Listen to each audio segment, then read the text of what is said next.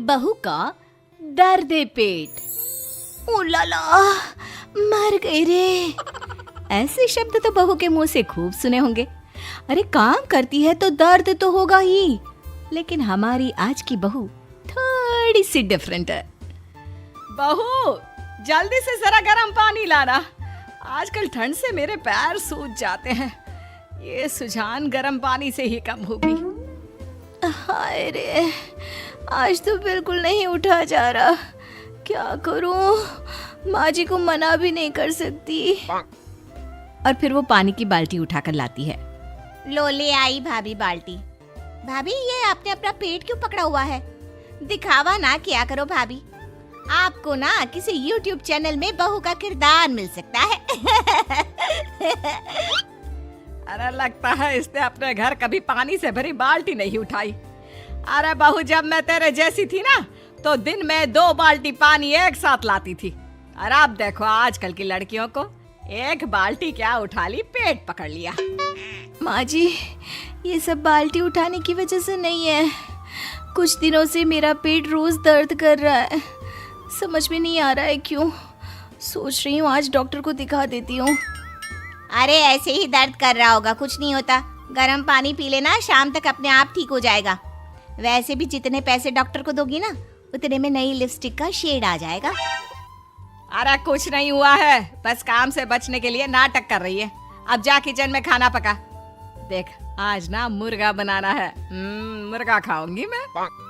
शाम को पति घर आता है। झिलमिल उससे बात करने की कोशिश करती है। सुनिए ना, मेरा पेट बहुत दिनों से दर्द कर रहा है। किसी दिन डॉक्टर के पास चलते हैं ना। पेट दर्द? क्यों, कुछ उल्टा सीधा खा लिया होगा? अरे कल तो मेरे साथ भी हो रहा था, फिर जोर से गैस का गोला निकला और सब ठीक हो गया। नहीं, मैंने कुछ उल्टा सीधा नहीं खाया। 1 हफ्ता हो गया है, दर्द बंद होने का नाम ही नहीं लेता। प्लीज।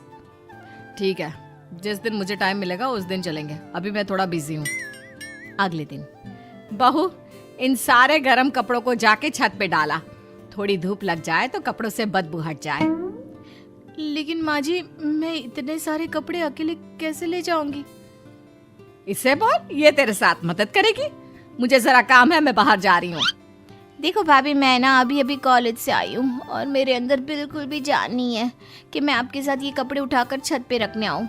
मैं बहुत थक गई हूँ। मैं जा रही हूँ अपने कमरे में आराम करने। और अपनी झिलमिल को सारे कपड़े छत पर अकेले ही रखने जाना पड़ता है। शाम को पति ऑफिस से जल्दी घर आता है। रिमझिम, एक गिलास पानी देना। ये लीजिए। क्या हुआ, तुम ठीक तो? काफी दिनों से मेरे पेट में दर्द हो रहा है, कहा तो था। चलिए ना आज डॉक्टर के पास चलते हैं। अच्छा ठीक है, चलो चलते हैं।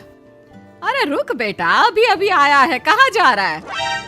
माँ, काफी दिनों से रिमझिम की तबीयत थोड़ी खराब है, तो सोचा इसे एक बार डॉक्टर को दिखा कर आता हूँ। अरे इसको इस वक्त जब डॉक्टर के पास ले जाएगा तो घर पर खाना कौन बनाएगा? अरे माँ, बस आधे घंटे में वापस आ जाएंगे, तब तक ये आपकी मदद कर देगी। ये भी तो है घर पर। मैं और खाना बनाऊं? भाभी, क्या आप भी ना बीमारी का बहाना मारकर काम से बचना चाहती है ना? ये क्या बोल रही हो तुम?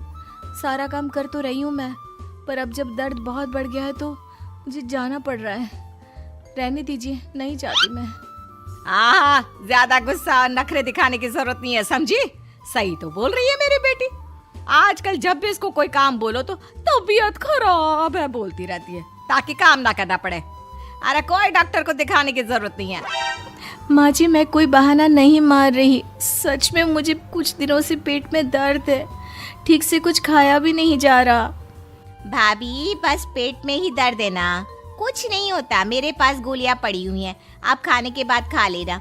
उसके बाद आपको डॉक्टर के पास जाने की कोई जरूरत नहीं रहेगी। अभी फिलहाल जाइए, खाना बनाइए, भूख लगी है। सुन लिया ना, गोलियां अंदर पड़ी है। अब किचन में जाकर रात का खाना बना। लेकिन माँ, एक बार दिखा आते हैं ना, उसमें क्या बुराई है?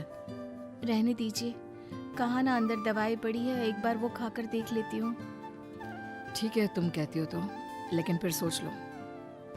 ऐसा करते करते 1 महीना बीत जाता है, लेकिन अचानक एक दिन रिमझिम बेहोश हो जाती है।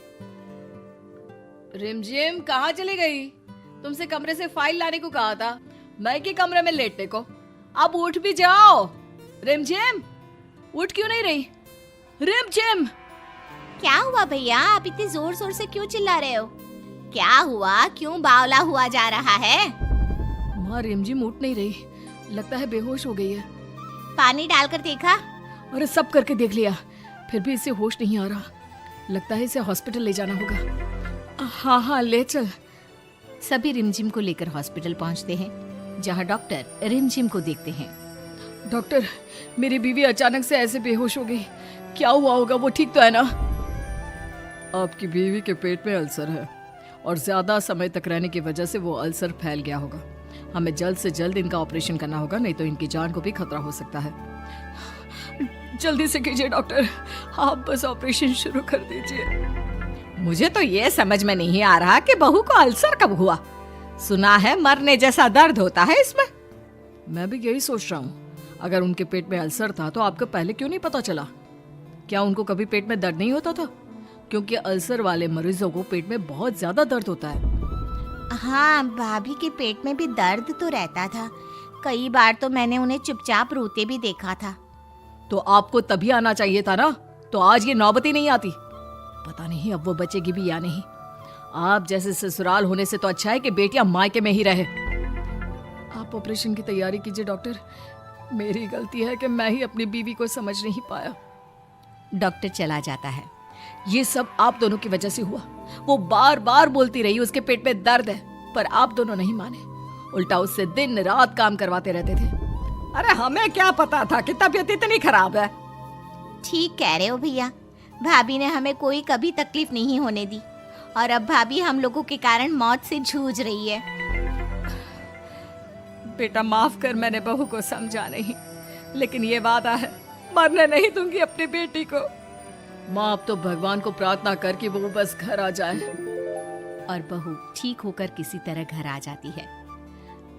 अरे बहू क्यों उठी? आराम कर, मैं तेरे कमरे में गर्म पानी लेकर आती हूँ। भाभी, मैंने आपके लिए फल काटे हैं, नहाकर खा लीजिएगा। दोनों सास ननद बहू की खूब सेवा करते हैं और बहू ठीक हो जाती है। तुम्हें आज ठीक देखकर बहुत अच्छा लग रहा है। सब माँ और दीदी ने ठीक किया है, वरना मैं तो मर ही जाती। नहीं बेटी, तेरी उस हालत के जिम्मेदार भी हम ही थे। माफ कर दे बेटा।